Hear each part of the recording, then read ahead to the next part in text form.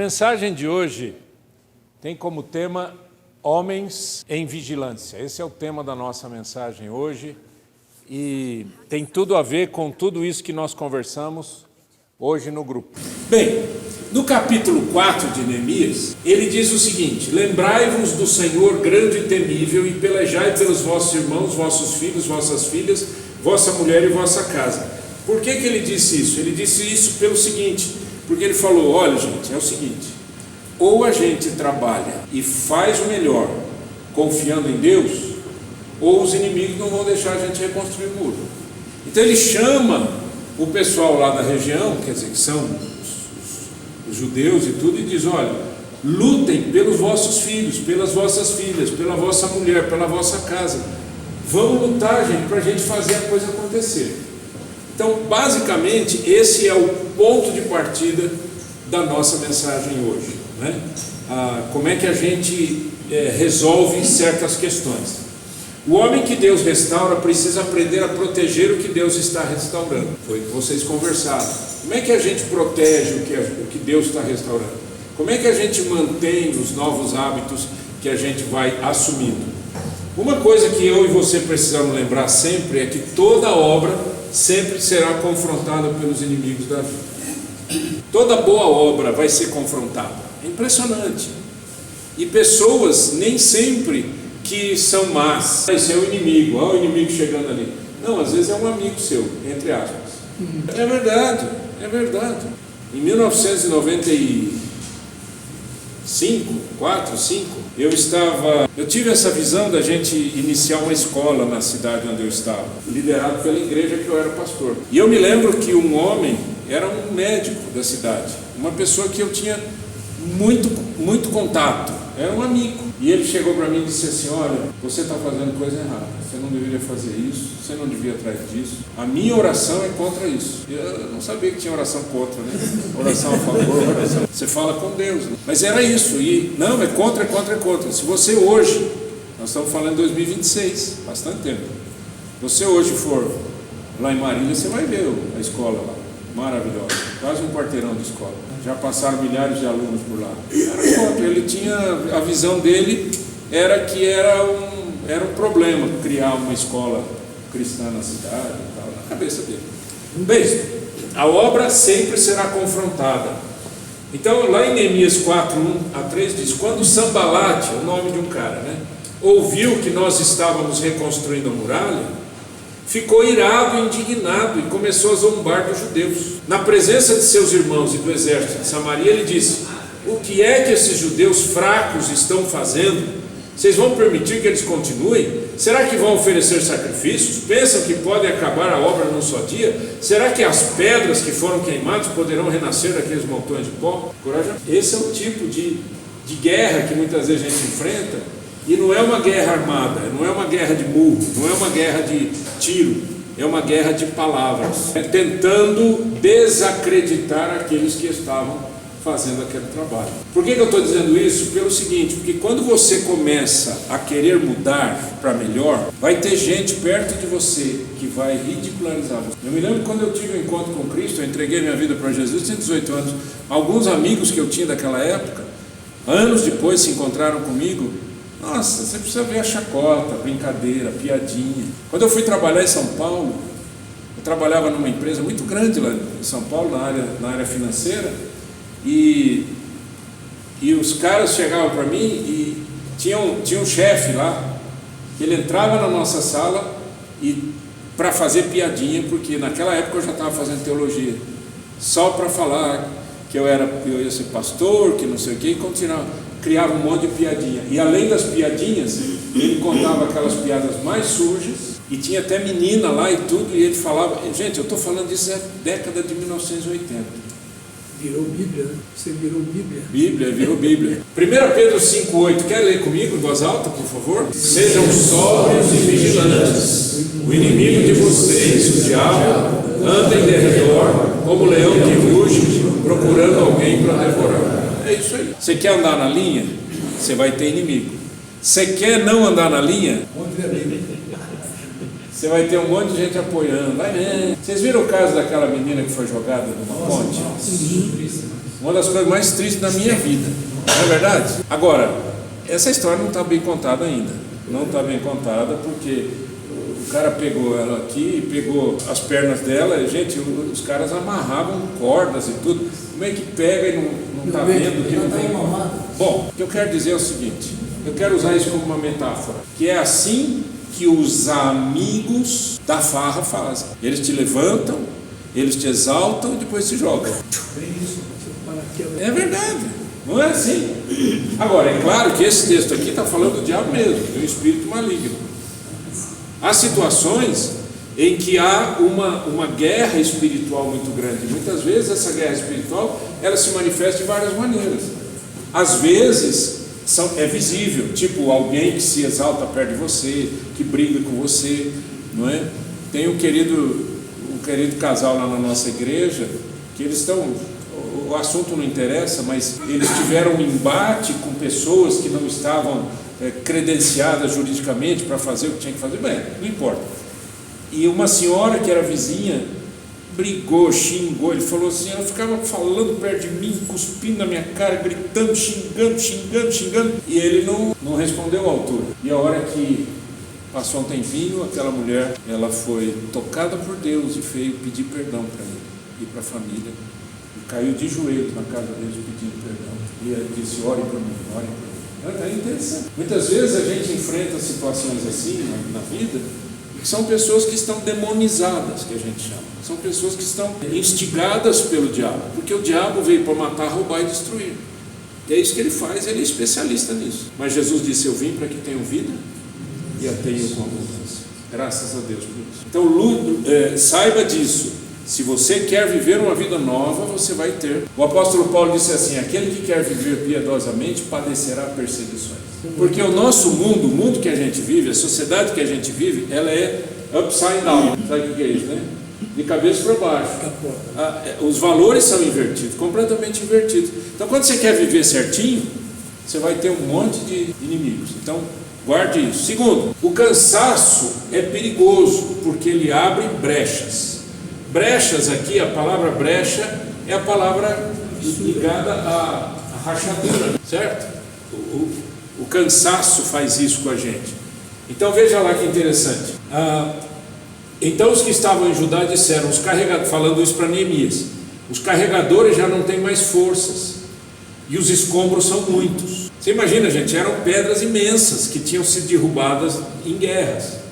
Não eram tijolinhos, eram pedras imensas. Então aquilo lá era escombro, fogo e tudo, né? Nós mesmos não seremos capazes de reconstruir a muralha. Quando chegaram e disseram isso para Neemias, Neemias disse, não, lutem pelas suas famílias, lutem pelos seus filhos, lutem pelas suas esposas, lutem por nós, vamos lutar juntos. Às vezes a gente está cansado, o que a gente precisa é um do outro. Gálatas 6,9, Paulo diz assim, não nos cansemos de fazer o bem, porque no tempo certo faremos a colheita, se não desanimar. Mantenha a perseverança, né? Persevere em fazer o bem. Quando nós começamos a nossa igreja em 2023, setembro de 2023, até hoje, quando alguém chega lá para mim e fala assim, quantos membros tem na sua igreja? Assim, como se eu fosse falar uma multidão, né? Eu falo, tem uns 30, 40 pessoas. Mas faz 3 anos e tem umas 30, 40 pessoas. Jesus disse que uma vida vale mais que o mundo inteiro, então nós já estamos bem feitos lá, o negócio está certo. Perseverança. Se crescer mais, aleluia. Se não crescer, aleluia. Esse trabalho aqui nasceu em 97. Ele não foi inteiramente ligado assim, todos os anos a gente fez isso, mas aqui em Curitiba começou em 2012. Nós estamos até hoje. Perseverança. Não é verdade? Se a gente cansar... Quando que começou lá no Dom Giovanni? 2012. 2012? No fim de 2012. Parece que foi ontem. A gente começou num outro restaurante, o restaurante foi vendido. Aí ficamos um tempinho ali na Ina, rapidinho, da Ina a gente foi para o Dom Giovanni. Aí no Dom Giovanni nós ficamos um tempão, depois começamos um holy hour lá na PIB, e aí fazia 2 dias, segunda e terça, ficamos assim um ano, e aí fomos para o Castelinho do Batel juntando tudo na segunda-feira. E aí a gente teve 350 homens toda segunda-feira, lá no Castelinho do Batel. E depois em 2015, fim de 2015, que eu fui para o Canadá e tal, E aí a história... Mas depois da volta que você foi aqui. agora, aqui, 2018. Não nos cansemos de fazer o bem, porque no tempo certo faremos a colheita, se não desanimarmos. Então não desanime. Você começou uma história nova na sua vida? Continue, persevere. Não fique se medindo pelos outros. Entende o que eu quero dizer, queridos? Eu citei igreja, poderia citar um monte de outras coisas, né?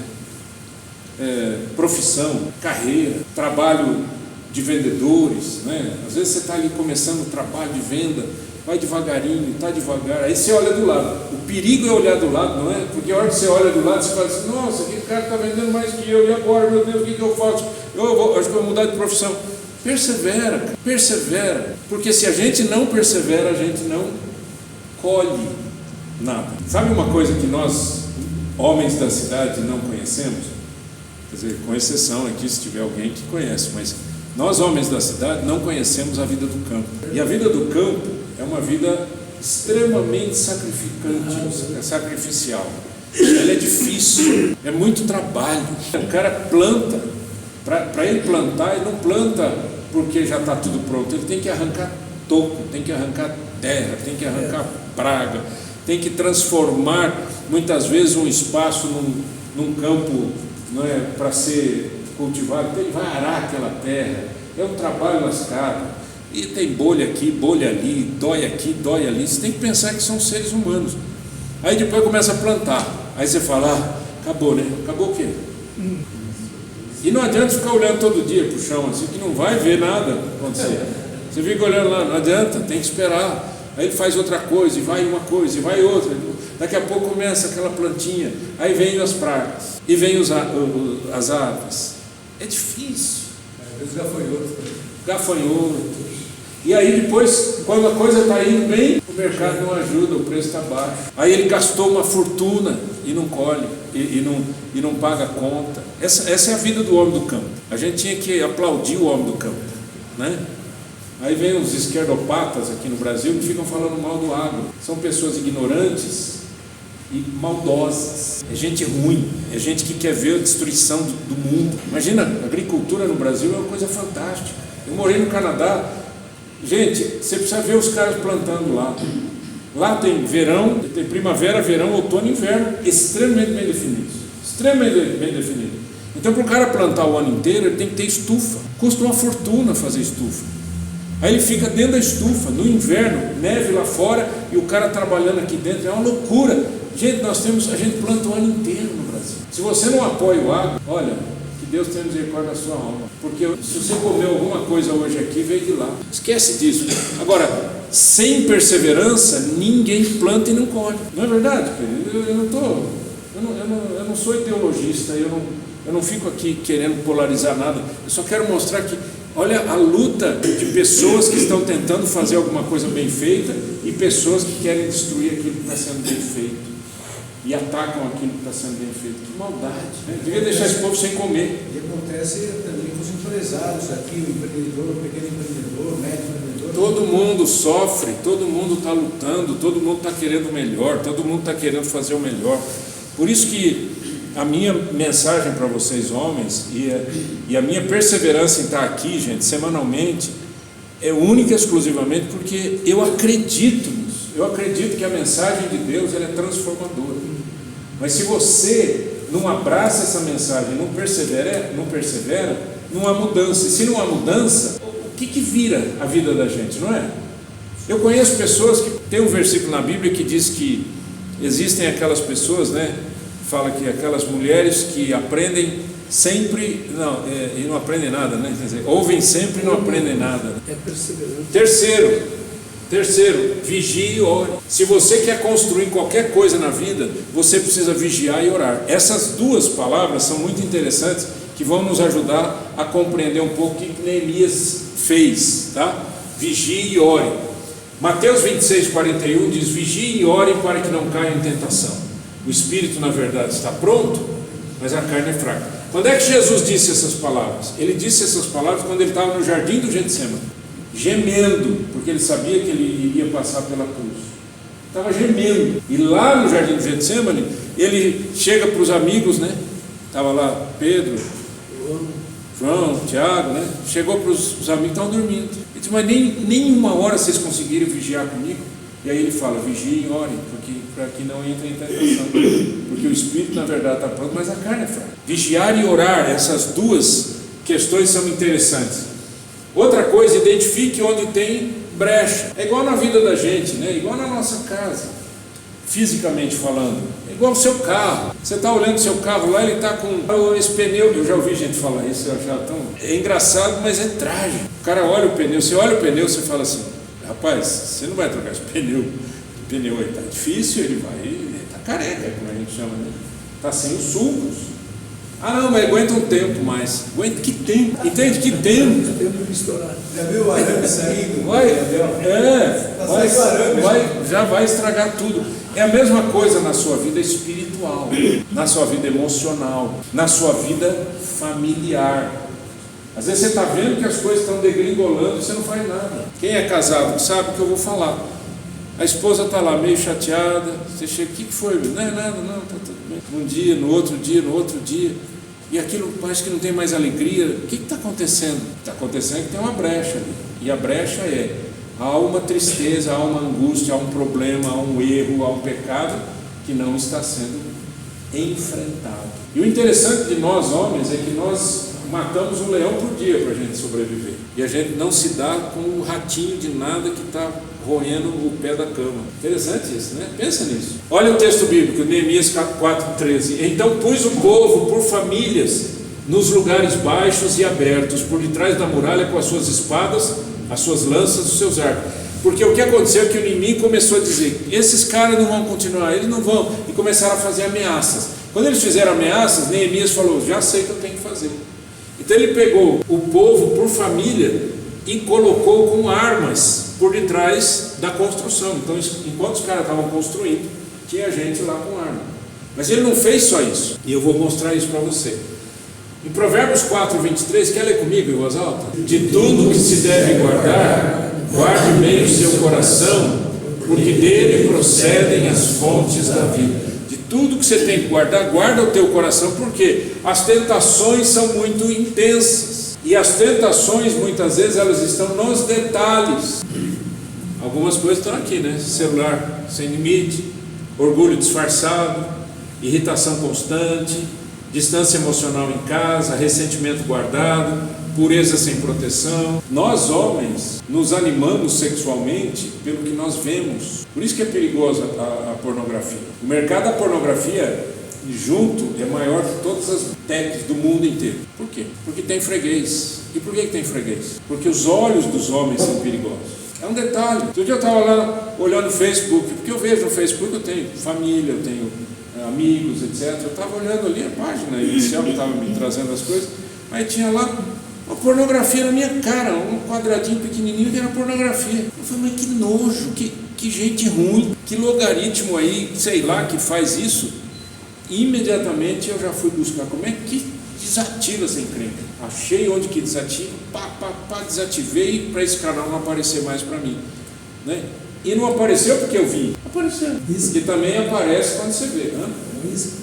Uma isca, é o tempo todo. Agora, se você não se protege, querido, quem vai proteger você? Fala para mim. Quantos casais que têm problemas de relacionamento porque o marido, ele vê pornografia e a mulher não sabe, ou ela descobre e ele fica com aquela conversa igualzinho de bêbado. Conhece conversa de bêbado? Nunca mais eu faço isso, vou parar de beber, confia em mim.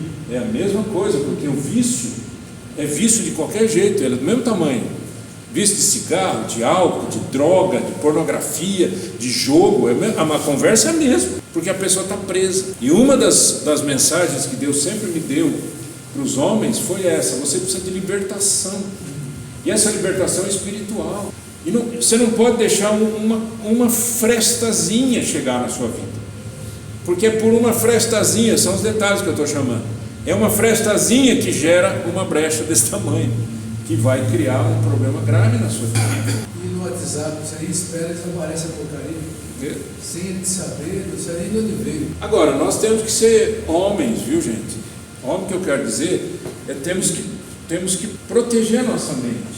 e dos nossos filhos. Mas para proteger você tem que falar. Se você tem um grupo de WhatsApp de amigos, aqueles que levantam e jogam na ponte, tá? Esses são os amigos, né? Se você tem um grupo assim, sai dele. Ah não, mas é uns amigos meus, eu conheço muitos anos. Se você não se protege, quem vai proteger você? Fala para mim. Esses caras não estão preocupados com nada não, eles estão querendo ver a sua destruição. Amigo de bar é fácil, amigo de festa é fácil. Chega para um amigo desse e fala assim: cara, eu estou com um problema em casa, meu casamento não está dando certo, eu preciso de ajuda. Ouve o que esses bandidos vão falar para você. Vamos tomar uma. Exatamente. 1 Coríntios 10, 12, lê comigo, porque é bom a gente ler, porque aí os seus olhos veem, sua boca fala, o seu ouvido ouve. E a gente vai gravando. Vamos lá? Por isso, aquele que pensa estar em pé, veja que não cai. Texto bonito de Paulo. Pensa. Aquele que pensa estar em pé, pensa estar em pé. Em Romanos 12, 3 diz: não pense cada um além do que convém. Sabe o que é pensar além do que convém? É se achar, né? É o ego. É o ego.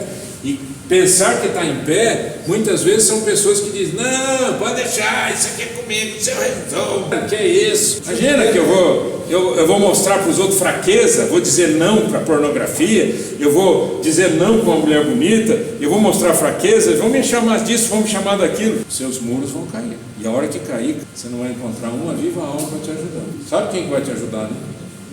O arrependimento e voltar-se para Jesus. É aí que você vai encontrar. Fora isso, bem não. O que é que você protege? O que a gente deve proteger para não cair para o muro não rachar? A nossa mente, a nossa fala. Eu sempre digo para as pessoas: cuidado com o que sai da sua boca, porque a Bíblia diz que a gente come do fruto dos nossos lábios. Se você fala um palavrão, se você fala uma palavra ruim, se você é uma daquelas pessoas que só critica os outros, cuidado, você está comendo do fruto da sua boca. A boca fala do que o coração está cheio, mas quando sai pela boca, contamina primeiro você, depois os outros.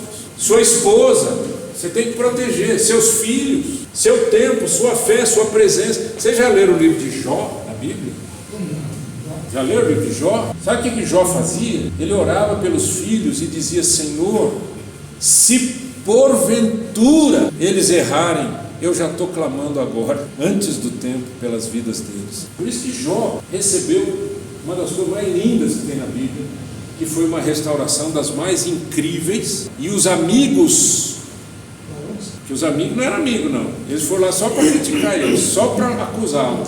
Os amigos, o Senhor disse para ele: Jó, ore pelos seus amigos, se você não orar por eles, eu não vou perdoá-los. E a própria esposa.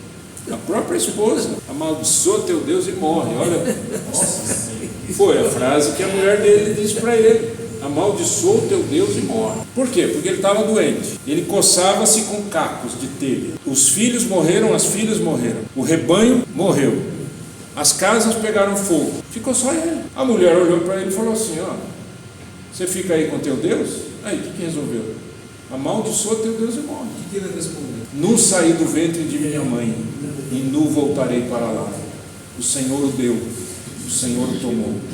Bendito seja o nome de Deus. Isso é caráter, isso é homem sério, isso é homem de Deus. E ele teve tudo do bom e do melhor no fim da sua história, no fim do livro, que Deus restaurou tudo. Eu estou terminando e eu quero a sua atenção mais um pouquinho só. Teve um momento em que Neemias falou para o pessoal: vocês vão construir da seguinte maneira, numa mão fazendo a obra, na outra mão uma espada. Já que nós estamos debaixo de inimigos, né? Quer dizer, chegando aí com inimigos querendo acabar com a gente, vocês não vão parar de construir. Eles construíram a muralha em 50 e poucos dias, só pela metade da muralha, que é uma muralha imensa, muito alta, mas pelo menos fechou uma parte. A obra é a sua presença, família, serviço, disciplina, responsabilidade. E a espada, a oração, a palavra. Efésios 6 fala, né, que a gente deve usar a espada do Espírito, que é a palavra de Deus. Limites, arrependimento, prestação de contas. Espada e obra, obra e espada. Você constrói e luta, constrói e luta, constrói e luta. Não deixa a coisa se perder. Bom ânimo e Olha esse perseverança. texto. Oi? Bom ânimo e perseverança. Bom ânimo e perseverança. Nenhum soldado em serviço se envolve em negócios desta vida, porque o seu objetivo é agradar aquele que o recrutou. Palavra de Paulo para o jovem Timóteo. Timóteo, nenhum soldado em serviço se envolve em negócios dessa vida. Não perca o foco. Leve Deus a sério, meu amigo. Acerte a sua vida. Coloque em prática as coisas que Deus tem ensinado você aqui, ou na sua igreja, ou algum lugar